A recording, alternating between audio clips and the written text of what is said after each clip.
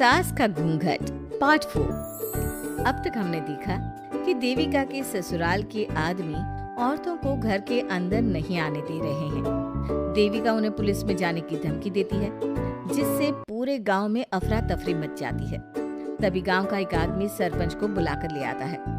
सरपंच उनके घर के बाहर का नजारा देखकर कहते हैं, जोगिंदर जी, ये आपके घर की औरतों ने कैसा हंगामा मचा रखा है। आपका घर तो संस्कारों की मिसाल था, लेकिन ये मैं क्या देख रहा हूँ, आपके घर की किसी औरत ने घूंघट नहीं कर रखा। सरपंच जी, हमारे घर की औरतों को इस देविका ने बहकाया है। हमने पहले ही इन सबको चेतावनी दी थी कि अगर ये घर से बाहर गई तो हम इन्हें घर में नहीं आने देंगे। अब ये देविका हमें धमकी दे रही है कि पुलिस को बुलाएगी। क्या पुलिस? इस गांव का बरसों पुराना इतिहास रहा है। इस गांव में कभी पुलिस नहीं आई। गांव के सभी फैसले हमने मिलजुल कर किए हैं। जोगिंदर, तुम्हारे घर का फैसला पंचायत करेगी। सरपंच जी, आपने ठीक कहा। पंचायत दोनों तरफ की बातें सुने और जो भी फैसला पंचायत करेगी वो हमें मंजूर होगा।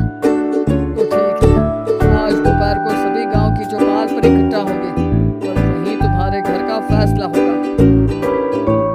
सरपंच वहाँ से चला जाता है। घर के आदमी घर के अंदर जाकर दरवाजा बंद कर लेते हैं और घर की औरतें वहीं घर के बाहर पेड़ के नीचे बैठ जाती हैं। तभी विमला कहती है, देविका बहू, तुम्हें भूख लगी होगी ना? नहीं माँ जी, मुझे भूख नहीं लगी, मैं ठीक हूँ। बहू, तेरा बच्चा छोटा है अभी, तुझे भूखा नहीं रहना चाहिए। वीना, सुजाता, जाओ पास में जो पंडित जी का बाग है ना, वहाँ से कुछ फल तोड़ लाओ। वीना और सुजाता पास के बगीचे से खूब सारे फल तोड़ कर ले आती हैं। सभी औरतें फल खाती हैं। तभी देविका कहती है, आप सब घर से बाहर निकली, घूंघट उतार दिया तो इन मर्दों की इज्जत चली गई, लेकिन हम सब घर के बाहर भूखे प्यासे बैठे हैं। इस बात पर इन अहंकारी मर्दों को शर्म क्यों नहीं आ रही? हाँ देविका, तुम ठीक कह रही हो। अगर हम मर भी जाए ना, तब भी इन मर्दों के लिए इनके बनाए गए नियम कानून ही अहम रहेंगे, हम नहीं। सुजाता भाभी, मुझे तो सबसे ज्यादा सचिन पर गुस्सा आ रहा है। उसने मुझसे लव मैरिज की थी, क्या क्या वादे किए थे कि मेरा साथ कभी नहीं छोड़ेगा, और आज उसने मेरा साथ छोड़ दिया। अपने बच्चे को एक बार भी नहीं देखा उसने। देविका, वो शुरू से ही ना डरपोक रहा है, लेकिन इन सारी बातों को छोड़ो। मुझे तो इस बात की चिंता हो रही है कि पंचायत में न जाने क्या फैसला होगा। पता नहीं वो इंसाफ करेंगे भी या नहीं। वीना दीदी, आपको अभी भी पंचायत से इंसाफ मिलने की उम्मीद है? अगर इस गांव की पंचायत में सच में इंसाफ करने की भावना होती तो सरपंच जी अभी हमें घर के अंदर जाने देते। देखा नहीं कितना जहर उगल कर गए हैं हमारे खिलाफ। तो बहू, अब हम क्या करेंगे? पंचायत तो हमारे खिलाफ ही फैसला सुनाएगी। पहले तो हम अपनी सारी बातें रखेंगे। अगर ये लोग नहीं माने तो आपको वही करना होगा जो मैं कहूंगी। लेकिन एक बात आप याद रखना, किसी भी सूरत में हम झुकेंगे नहीं, क्योंकि हम सही हैं। देविका सभी औरतों को समझा रही थी। तभी वहाँ एक गांव वाला आता है। आप सभी को पंचायत में बुलाया है। उस गांव वाले की बात सुनकर सभी औरतें पंचायत में पहुंचती हैं। वो देखती हैं कि उस पंचायत में सारा गांव इकट्ठा हो गया है। बहुत सारी औरतें लंबे लंबे घूंघट करके वहां आई हुई हैं। तभी पंचायत की कार्यवाही शुरू की गई और घर के आदमियों से पूछा गया कि वो घर की औरतों को घर में क्यों नहीं रखना चाहते। हमारे घर की औरतें ना तो घूंघट उतारती है और ना ही किसी डॉक्टर से इलाज करवाती है, और हमारे मना करने के बाद भी इन सब ने घर से बाहर कदम रखा। हमसे ऊंची आवाज में बात की। हमने इन सबको चेतावनी भी दी, लेकिन इन्होंने हमारी बात नहीं सुनी। अब ये सभी औरतें हमारे घर में नहीं रह सकती। अब औरतें अपना पक्ष रखें। ये कानून की किस किताब में लिखा है कि औरतों को घूंघट करना चाहिए? और अगर मेरे ससुराल की औरतें मुझे डॉक्टर के पास ना लेकर जाती तो ना मेरा बच्चा जिंदा बचता और ना ही मैं। लेकिन दाई अम्मा से हम इलाज करवा रहे थे ना। दाई अम्मा को कुछ समझ में नहीं आ रहा था। देविका का इलाज दाई अम्मा के बस की बात नहीं थी। काफी देर तक दोनों पक्षों में बहस चलती रही। दोनों एक दूसरे पर आरोप प्रत्यारोप लगाते रहे, लेकिन दोनों पक्षों की बात सुनने के बाद पंचायत ने जो फैसला लिया उसके लिए तो देविका पहले से ही तैयार थी। दोनों पक्षों की बात सुनने के बाद पंचायत ने यह फैसला किया है कि सारी गलती महिलाओं की है। अगर वो अपने अपने पतियों से माफी मांग लेती है और वादा करती है कि भविष्य में कभी ऐसी गलती नहीं दोहराएंगी, तो वो घर के अंदर प्रवेश कर सकती हैं। हमें पंचायत का फैसला मंजूर नहीं है। हमने कोई गलती नहीं की जो हम माफी मांगे। पर किस बात का वादा करें हम? हमने देविका की जान बचाई है, तो आप हमसे भविष्य में किसी की जान न बचाने का वादा ले रहे हैं क्या? अगर तुम्हें पंचायत का फैसला मंजूर नहीं है तो तुम सबको घर में नहीं पुरानी हवेली में रहना होगा, जो अब खंडहर बन चुकी है। ये खंडहर तुम्हारे घर के सामने ही है। सरपंच जी, आपका फैसला सही नहीं है। एक बार और सोच लीजिए इस फैसले के बारे में।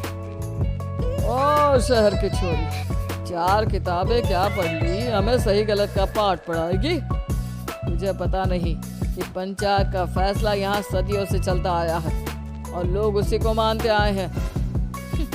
अच्छी तरह जानती हूँ सरपंच जी, अगर मैं चाहूँ तो आपके इस फैसले को कोर्ट की चौखट तक ले जा सकती हूँ। पुलिस को बुलाकर अभी घर के अंदर जा सकती हूँ।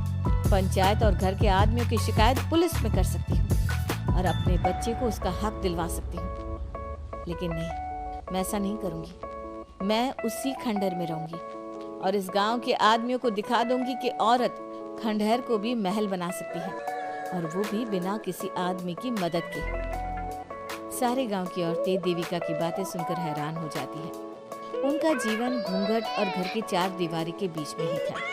कोई औरत अपने हक के लिए पंचायत से भी टकरा सकती है, ये बात उन्होंने पहली बार सुनी थी। अब देविका घर की औरतों के साथ खंडहर में चली जाती है। जी, ये खंडहर तो काफी पुराना है। भाभी, खंडहर पुराने ही होते हैं। मुझे तो डरावना भी लग रहा है। मैं डर की वजह से कभी इस खंडहर के आसपास भी नहीं आई, लेकिन मुझे क्या पता था कि एक दिन इसी में रहना पड़ेगा।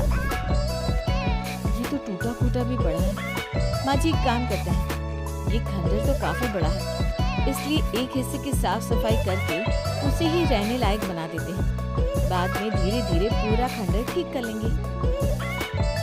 हाँ बहू, तुम ठीक कह रही हो।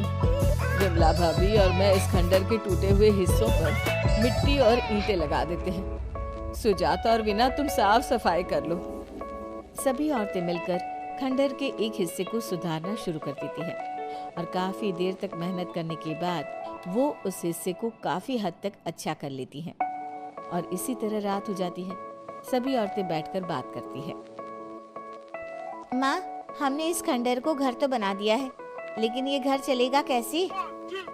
हाँ माँ जी, मैं भी यही सोच रही हूँ। और हम सब तो बड़े हैं, गर्मी सर्दी भूख कुछ भी आसानी से बर्दाश्त कर सकते हैं, लेकिन देविका का बेटा बहुत छोटा है, उसे तो हमें अच्छी तरह से पालना होगा ना। मैं भी यही सोच रही हूँ कि आगे हमें क्या करना चाहिए।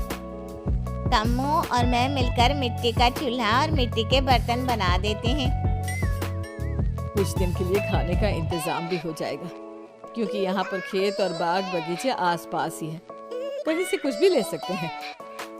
पहले आप मुझे ये बताइए कि आप सब लोगों को आता क्या है, मतलब कोई ऐसा काम जिसका आपको शौक हो, जो आपने बचपन से किया हो। बहू, तेरे दिमाग में चल क्या रहा है? माँ जी, बहुत कुछ चल रहा है, बस अब हमारा सारा ध्यान इस बात पर होना चाहिए कि हम अपने लिए अच्छे से अच्छा क्या काम कर सकते हैं। आप सब हिम्मत से और समझदारी से काम लो, फिर देखिए हम इस खंडहर को भी महल बना देंगे। इसके लिए सबसे पहले हमें आत्मनिर्भर बनना होगा।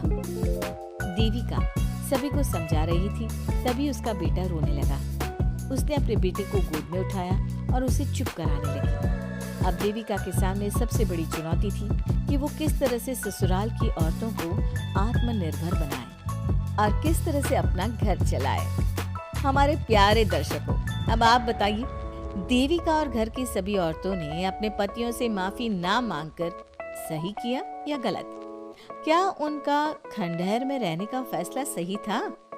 अब देविका को क्या कदम उठाना चाहिए, हमें कमेंट में जरूर बताना।